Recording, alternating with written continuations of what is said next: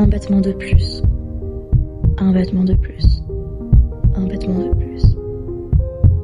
Dans une chambre au mur trop blanc, trop serré, où chaque seconde cognait comme un rappel, que mon corps se défaisait, que mon cœur sonnait trop faiblement, qu'il n'y avait plus de place que pour la douleur et ce fil minuscule auquel je tenais encore, comme on tient à une lumière que le vent veut éteindre. Tout était bien trop lourd, le passé, le présent, le moindre souffle. J'étais une ombre maigre qui essayait de ne pas disparaître. J'étais un battement hésitant, un geste qui tremble, une prière sans voix. Alors j'ai bougé, presque rien, un frisson, un tout petit mouvement, volé à l'immobilité, un sursaut de vie, faible comme une feuille qu'on effleure. Et ce minuscule mouvement, ce premier murmure me danse, a ouvert une brèche dans tout ce qui m'enfermait. Dans chambre d'hôpital, sous les néons qui ne connaissaient ni l'aube ni le crépuscule, j'ai commencé à danser. J'ai commencé à danser, comme on commence à respirer après une longue noyade, sans savoir comment, mais avec la nécessité absolue de ne pas s'arrêter. Et puis, j'ai puisé. J'ai dansé avec mes os, avec mes organes fatigués, avec mon cœur qui menaçait de lâcher. J'ai dansé contre la douleur, contre les heures figées, contre l'idée de me perdre. Et chaque petit geste, chaque improvisation fragile, devenait une preuve. Je suis encore là, je sens encore, je veux encore.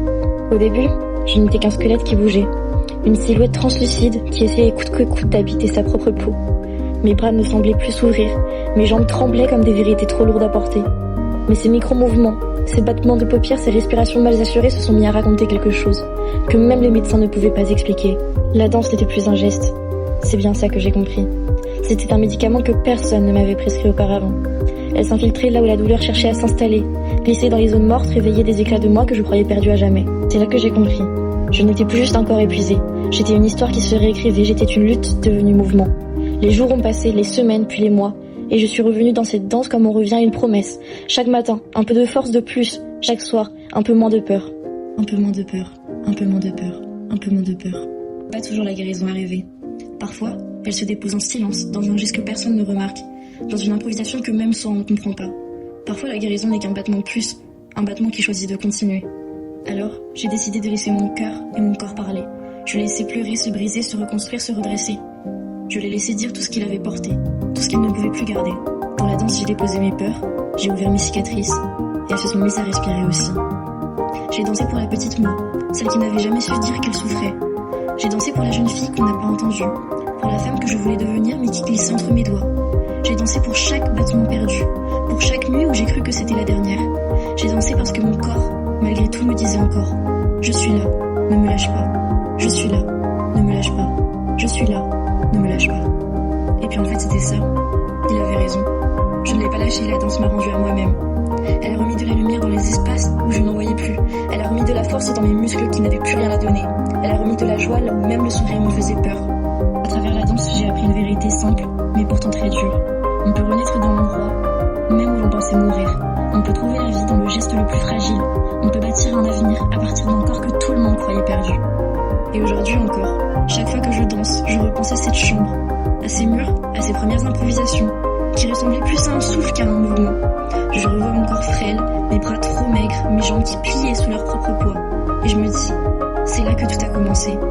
C'est de là que la vie est revenue. Maintenant, la vidéo montre ma progression, la lente remontée vers moi-même, la force qui revient, les muscles qui apprennent à tenir, le cœur qui réapprend à battre, on me voit grandir, s'épanouir, réhabiter ce corps que j'avais cessé de reconnaître. On me voit passer de l'ombre à la lumière, de presque rien à l'immense. C'est ça la danse, une renaissance, un souffle qui refuse d'abandonner, une vérité qui s'écrit en gestes, un amour de soi qui se reconstruit à travers chaque mouvement. La danse m'a donné ce qu'aucun traitement n'aurait pu m'offrir, la conviction intime que la vie allait revenir, que la vie voulait revenir, et que j'avais encore bien plus à vivre. Alors oui, ce texte, cette histoire, c'est un hommage à la danse, à mon corps, à ce battement de plus qui a tout changé, à ce jour où entre quatre murs stériles j'ai décidé, non, plutôt j'ai senti que je n'allais pas partir, que j'avais encore un geste à faire, encore un souffle à donner, encore un avenir à créer. Aujourd'hui quand je danse, je porte avec moi la fille qui tremblait, je porte ses douleurs, ses faiblesses, ses nuits trop longues, mais surtout je porte la preuve vivante que la lumière c'est toujours revenir à celui qui continue de bouger, ne serait-ce que d'un millimètre.